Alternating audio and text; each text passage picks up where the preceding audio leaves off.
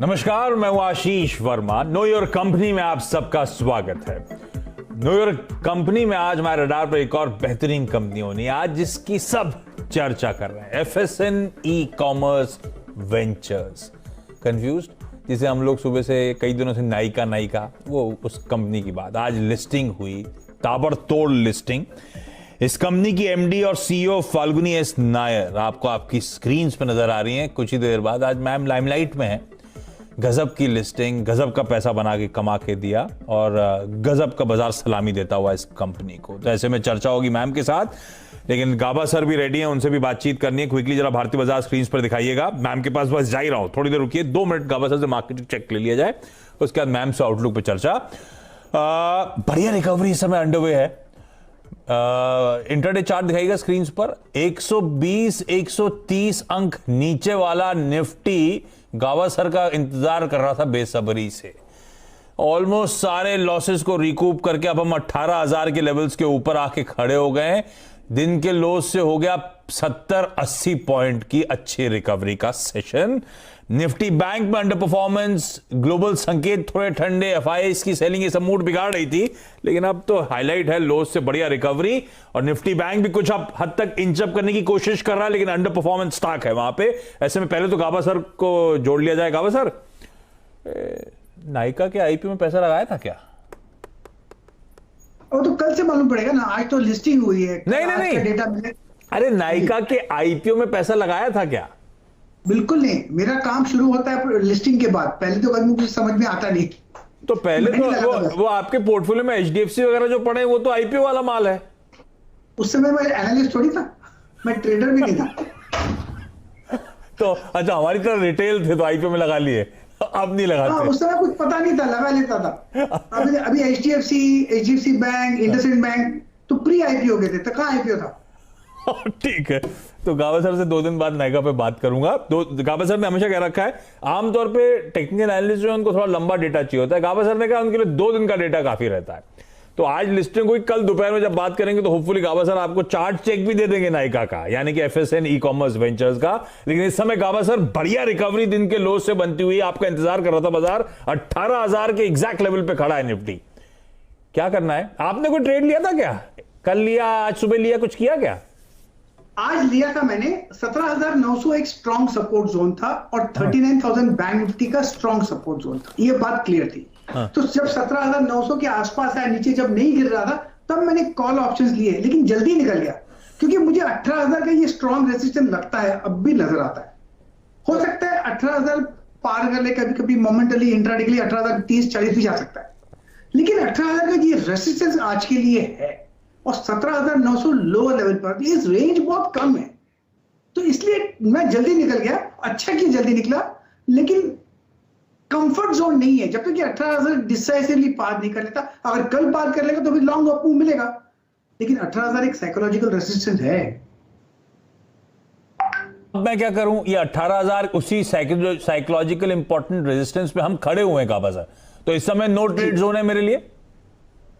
बिल्कुल, यहां पर नो ट्रेड जोन है, लेकिन अगर आज आधे घंटे में अगर थोड़ी गिरावट आती है तो फिर एक लीजिएगा। 17,900 का स्टॉप नीचे, उसके नीचे का स्टॉप लगाइए, फिर एक बाउंस के लिए खेलेगा।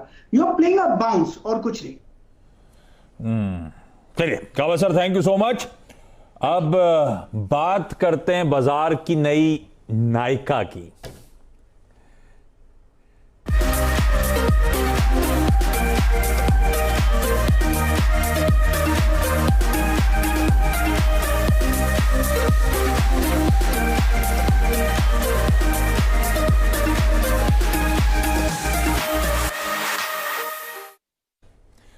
गजब कर दिया आज इस कंपनी ने।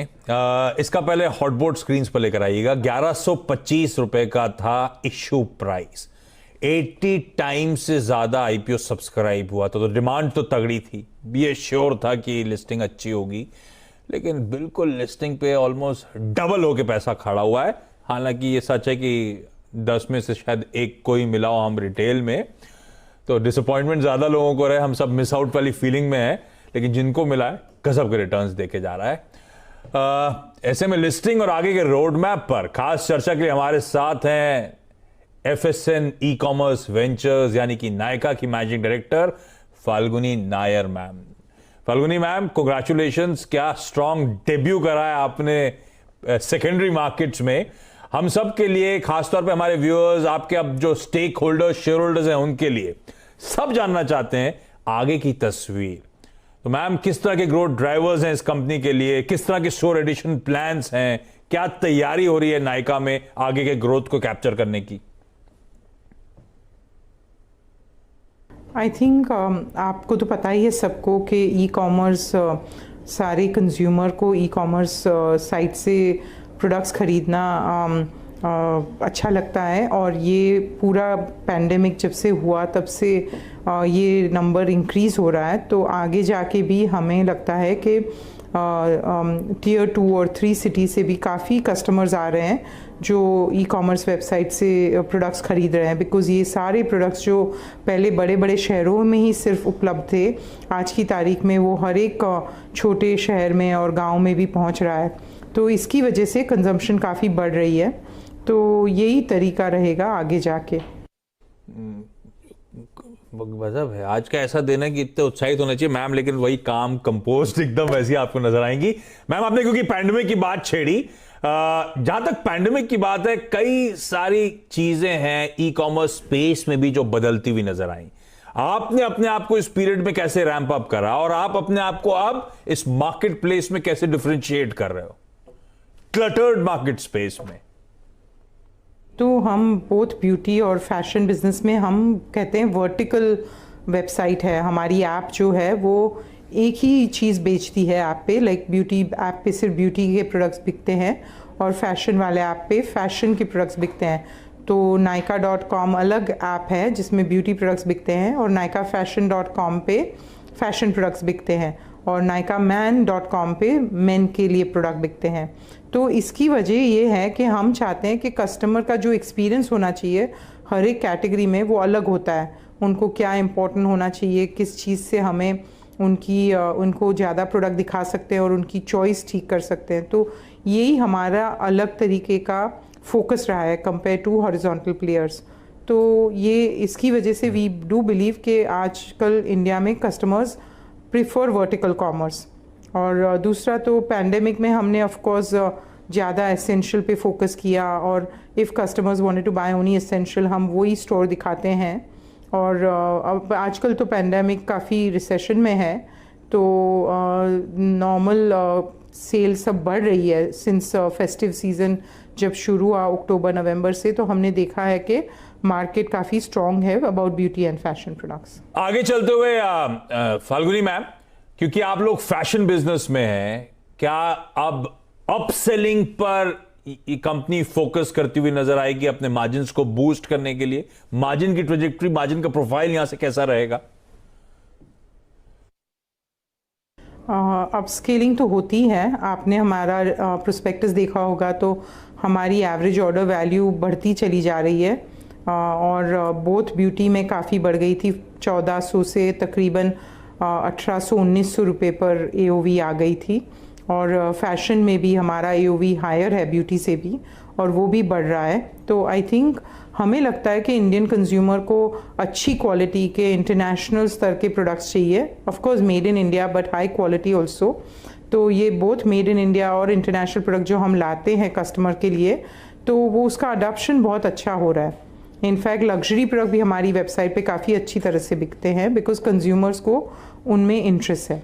पर ऐसा नहीं कि हमारे वेबसाइट पे मास प्रोडक्ट्स नहीं अवेलेबल है, वो भी हम काफ़ी तरीके से बेचते हैं। तो it is a website for all, हर एक कंज्यूमर को अपनी चाहत के प्रोडक्ट्स मिल सकते हैं। फाल्गुनी मैम, मुझे पता है आज आपका बहुत बिजी दिन है, एक आखिरी सवाल है, जहां तक स्टोर एडिशंस की बात है वहां पे इस समय FSN ई कॉमर्स वेंचर्स की स्ट्रैटेजी है क्या? क्या आप लोग एग्रेसिवली अब स्टोर एड्स करोगे जैसे से इकोनॉमी खुल रही है पोस्ट लॉकडाउन, वो ओपनिंग अप के चलते अब आप एग्रेसिवली स्टोर एडिशंस करने वाले हो या स्ट्रैटेजी कुछ और है? हम हमेशा स्टोर्स में बिलीव करते हैं पर पैंडेमिक की वजह से स्टोर स्लो डाउन हो गया था स्टोर एडिशन, तो वो अब काफ़ी चुस्ती से शुरू हो गया है। और एट द मोमेंट हमारे ऑलरेडी 80 से ऊपर ज़्यादा स्टोर है, ये 40 से ज़्यादा सिटी में है, जैसे कि इवन बरेली में हमारा स्टोर है। तो ऑल ओवर इंडिया हम अपने स्टोर खोल रहे हैं। ओके, तो एग्रेसिवली यहां से अब स्टोर एडिशंस आपको देखने को मिलेंगे। फाल्गुनी मैम, कॉन्ग्रेचुलेशंस बढ़िया डेब्यू के लिए, और थैंक यू सो मच सब उन शेयर होल्डर्स की तरफ से जिनके लिए आपने इस तरह की वैल्यू क्रिएट करके दी। 2200 रुपए के ऊपर इस समय आपको एफएसएन ई कॉमर्स वेंचर्स ट्रेड करता हुआ नजर आएगा। 97% का 1125 रुपए की इश्यू प्राइस के ऊपर प्रीमियम, 1 लाख करोड़ के ऊपर अब कंफर्टेबली काफी देर से ये स्टॉक ट्रेड करता हुआ। Market capitalisation. क्विकली छोटा सा ब्रेक के उस पार शैल सर और वीरू से करेंगे बातचीत।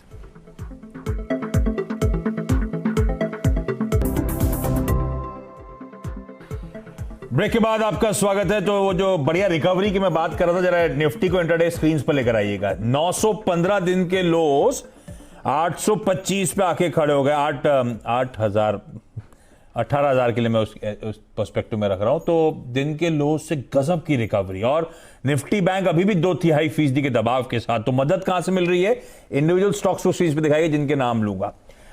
आईटीसी को दिखाइए जरा स्क्रीन पे, हैवी वेट बढ़िया मूव दिखाता हुआ नजर आएगा।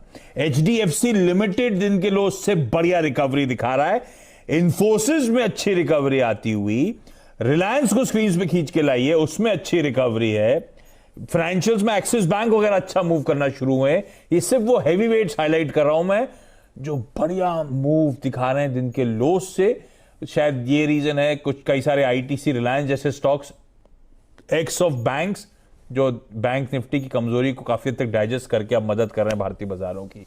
तो बढ़िया पॉइज्ड है हम लोग। दिन के रोज से बहुत अच्छी रिकवरी इस समय, और कल की एक्सपायरी से ठीक वो कहते हैं ना पेनल्टीमेट सेशन, या वीरू कहते हैं D-1 वाला सेशन, उसका आखिरी के 1.5 घंटे। वीरू बड़ा बढ़िया सेटअप बन रहा है बाजार का।